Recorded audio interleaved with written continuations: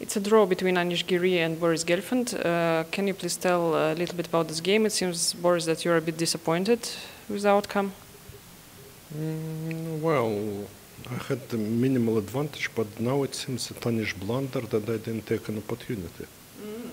That seems, yeah, because basically, okay, I had a very small advantage. Okay, it's slightly easier to play with white, but black has to be precise, but nothing special. But then the few moves before draw was agreed. I was calculating 15 minutes, and it seems that I missed some finesse, yeah. Anish, when was this moment about what Boris is talking? Well, in general, if I had realized, or if I had thought that I was slightly worse, I would have played a bit different, because I thought that I was very comfortable out of the opening.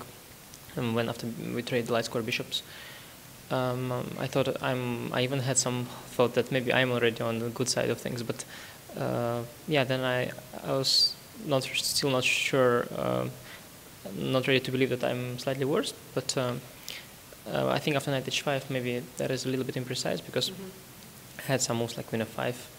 But actually, yeah, at first I thought queen f5 would be fighting for advantage, but then I realized that actually I'm still the one.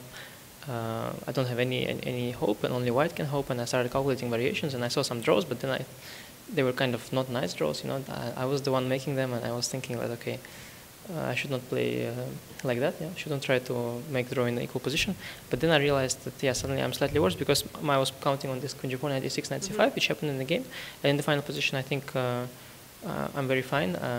But also I don't think I can play, so I decided to create a draw. But the thing that I missed initially is that knight f4 check is not a killing check. So I think after knight e6, he can actually take on d8 first. Because if rook b7, I think I take on d1, queen c4, rook e7, queen a2. And probably I'm also dubious, but maybe I'm fine. But also dubious, actually, with rook on e7. But I thought rook takes d8 is very strong suddenly. And after rook d8, rook b7, knight f4 check, which looks to me like, you know, this is check, and king g1, and something is there, but maybe nothing is there. And the more I was thinking, the less I saw, because knight h2 check, he goes king f1, so I don't see how I'm doing it there. And in the worst case, or probably in the best case, I have to take back with the knight on d8, and that's it's not such a big deal, actually, but it's just a very nice position for white, and I'm sure Boris would have been very happy to play it on. But because, yeah, rook d8, knight f4 check, maybe it doesn't lead anywhere, and of course then Boris regrets that he hasn't taken on d8. Well, all the previous days it was very sunny weather, and today it's raining. Actually, is weather anyhow influencing you? Yeah, I'm a very much happier person now, because it was difficult to walk for me before with heat, so I was trying to walk like some kind of strange animals, either very early or very dark, because, you know, otherwise I'm not comfortable with 32 degrees. But I think rain itself is not very pleasant, but the fact that it rains cools the temperature down a little bit. So I'm looking forward to some days which will slightly remind me of Holland. And what about you, Boris? Is weather somehow influencing you, your mood, your plans?